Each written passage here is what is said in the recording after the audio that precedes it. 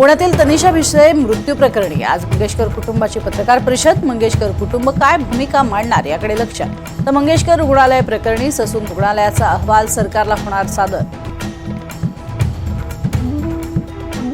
राज्य मंत्रिमंडळाची आज महत्त्वाची बैठक। पाणी टंचाई, पाण्याचे टँकर संदर्भात चर्चेची शक्यता। गिरीश महाजनांकडून एकनाथ खडसे, अनिल थत्तेंना अप्रू नुकसानीची नोटीस। महिला अधिकाऱ्यांसोबत फोनवर बोलत असल्याचा दोघांवर आरोप। कराडच्या एन्काउंटरचा दावा करणाऱ्या निलंबित PAI रणजित कासलेंवर गुन्हा। अटकेसाठी एक पथकही रवाना झाल्याची माहिती।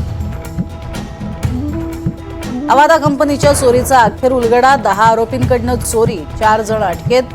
बीड पोलीस अधीक्षक नवनीत कावत यांची पत्रकार परिषदेत माहिती। अवकाळी पावसामुळे नागपूर, वर्धा, भंडारा आणि गोंदियातील तापमानात घट। मात्र गडचिरोली, चंद्रपूर, अकोल्यामध्ये तापमान 40शी पार, तर सोलापुरात सर्वाधिक 42.2 अंश सेल्सिअस तापमानाची नोंद।